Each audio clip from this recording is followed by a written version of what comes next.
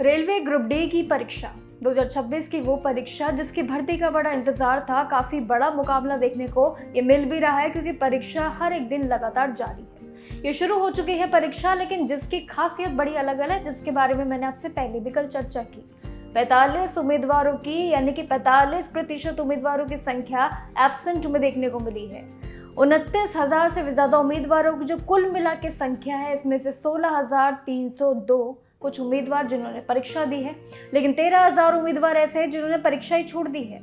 अब जिसमें कुल मिला के प्रतिशत जो बनता है वो 30% कुछ बनता है, यानी कि परीक्षा जो 3 से 25 अगस्त तक चलेगी, अलग अलग चरणों में ये अभी भी जारी है।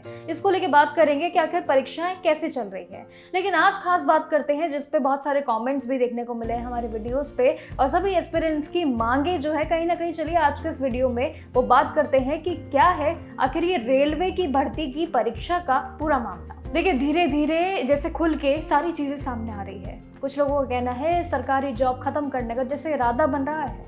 एस्पिरेंट्स की सबसे बड़ी शिकायत जो है वो एग्जाम सेंटर्स की दूरी को लेकर है। कुछ का ये भी कहना है कि परीक्षा 100 किलोमीटर के आसपास देना चाहिए, और ऐसा हुआ नहीं तो बस किसी का सेंटर जैसे कि 342 कुछ किलोमीटर दूर रहा, वो भी उनकी सबसे बड़ी समस्या रही। लेकिन जबकि कुछ ऐसे उम्मीदवारों के सेंटर 403 से 457 किलोमीटर तक दूर भेज दिए हैं उनको। बहुत बड़ी समस्या है उम्मीदवारों के लिए खड़ी हो रही है। शायद ये एक वजह हो इतने सभी एब्सेंट की।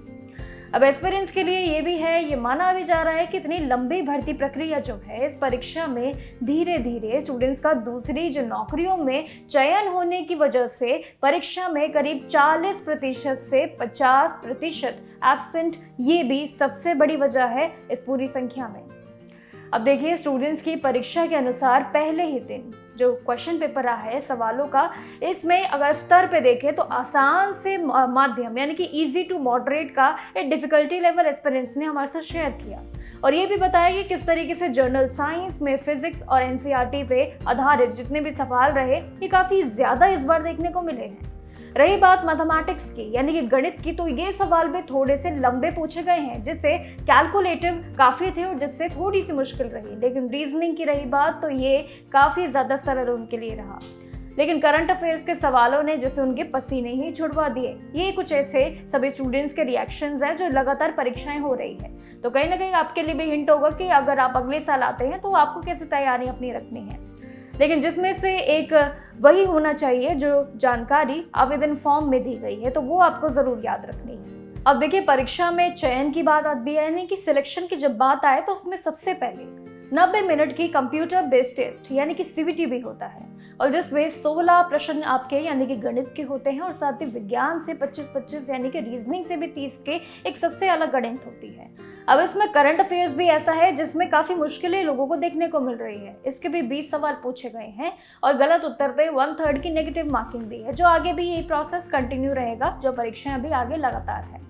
अब रही बात पीईटी की, तो डॉक्यूमेंट वेरिफिकेशन, मेडिकल टेस्ट, ये सब कुछ आपका संपन्न 3 राउंड्स आपके बचेंगे इस पूरी परीक्षा के बाद। लेकिन ये देखना बाकी होगा कि आखिर ये जो पूरी परीक्षा है, जिसके बारे में मैंने आपसे कल भी बात की, आपने भी बहुत सारी चीज़ें हमारे साथ शेयर की, बहुत सारे कमेंट्स मैंने देखे जिसमें सभी की मांगे बड़ी अलग अलग है। लेकिन ज़्यादातर उम्मीदवारों की एक ही समस्या है इस पूरी परीक्षा की ना जाने की परीक्षा में। ये भी सबसे बड़ी वजह उन्होंने बताई है कि सेंटर्स बहुत दूर दे दिए हैं। माना कि सेंटर्स दूर दिए हैं, लेकिन परेशानियां कुछ ऐसी भी हो रही है जैसे कि परीक्षा से भी हाल ही में जब ये परीक्षा अभी शुरू हुई है, इससे कुछ दिन पहले भी कुछ बदलाव किए गए थे एग्जाम डेट्स में और बाकी सभी चीज़ों में।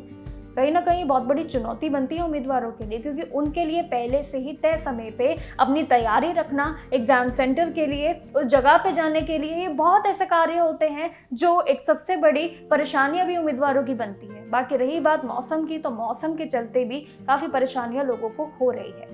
तो कहीं ना कहीं आज के इस वीडियो में 2 चीज़ें आपको मैंने बताई जो एब्सेंट का सबसे बड़ा एक वजह आप समझ सकते हैं। लेकिन एक और चीज़ मैंने आपको पहले भी बताई थी कि प्रयागराज का एक किस्सा मैंने अभी आपको बताया था, जो हाल ही की ये फिजिकल की RRB ग्रुप डी की ही परीक्षा रही। फिजिकल में सब ने हाथ खड़े कर दिए कि हमें नहीं करना है, ये हमसे नहीं हो पाएगा। खराब मौसम के चलते इतनी गर्मी, इतना सफोकेशन, और साथ ही कुछ ऐसे मेडिकल ट्रीटमेंट, कुछ ऐसे मेडिकल टेस्ट थे जिसमें कई उम्मीदवार फेल हुए हैं। तो कहीं ना कहीं चीज़ें बहुत बढ़ती जा रही हैं। आप सभी के लिए फिजिकल को समझना ज़रूरी है, क्योंकि हमेशा से आपको अलर्ट दे दिया जाता है नोटिफिकेशन में भी कि परीक्षाओं से पहले अपनी फिजिकल की तैयारियां आप लेके ही चलो, क्योंकि इसके लिए तैयारियां बहुत पहले से करनी पड़ती हैं।